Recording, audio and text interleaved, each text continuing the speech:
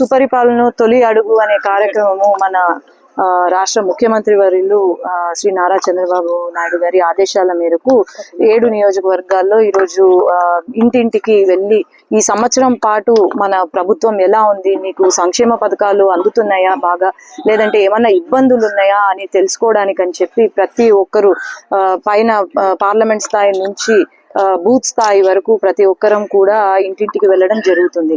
ఇందులో భాగంగా సంవత్సర కాలంలో ఏం చేశాము, మన ప్రభుత్వం ఏం చేసింది, అలాగే మొట్టమొదటిసారి మన ప్రభుత్వం రాగానే ఇక్కడ వికలాంగులకు కానీ లేకపోతే పెద్దవారికి కానీ ముసలి వారికి కానీ పెన్షన్లు పెంచడము. ఆనాడు చూసుకుంటే వైసీపీ ప్రభుత్వం పెంచుతానని చెప్పి 250 రూపాయలే పెంచారు తప్ప వాళ్ళు ఇచ్చిన ప్రామిసెస్ ఏది ఫుల్ఫిల్ చేయలేదు. కానీ ప్రభుత్వం రాగానే 3000 నుంచి 4000 చేసి వికలాంగులకు లేకపోతే 100% డిజేబుల్డ్ ఉన్న వాళ్ళకు 10,000, 15,000 కూడా ఇవ్వడం జరుగుతుంది.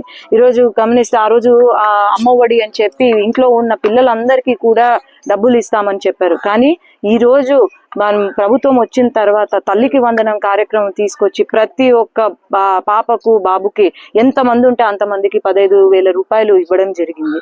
అట్లాగే సిలిండర్లు ఇవ్వడము వాళ్ళకు, లేదంటే ఆగస్టు 15వ తేదీ నుండి ఫ్రీ బస్సు, ఇలాంటివి ఎన్నో సంక్షేమ పథకాలు ముందుకు తీసుకెళ్తున్నాం. సంక్షేమమే కాకుండా అభివృద్ధిని కూడా ముందుకు తీసుకెళ్తున్నాం. ఈ అభివృద్ధి ఏదైతే ఉందో మనం గమనిస్తే 5 సంవత్సరాల పాటు అసలు అభివృద్ధే జరగలేదు.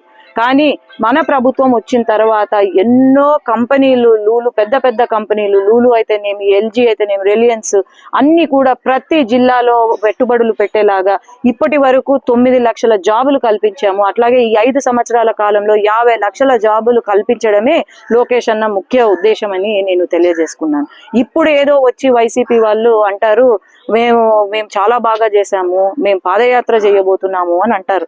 కానీ మీరు 5 సంవత్సరాలు ఏం చేశారో చెప్పి మీరు పాదయాత్ర చేయమని నేను చెప్తున్నాను. ఎందుకంటే మీరు చేసిందల్లా ఒకటే, కేసులు మా పైన పెట్టడము, లేదంటే సోషల్ మీడియాలో ఇప్పటికీ పోస్టులు పెట్టడం తప్ప మీరు చేసింది ఏమీ లేదు అని నేను తెలియజేస్తున్నాను. ఇప్పుడు గనక పాదయాత్ర చేస్తే గనక అందరు ప్రజలే మీకు బుద్ధి చెప్తారు, చెప్పుల దెబ్బలు పడతాయి అని నేను తెలియజేస్తున్నాను.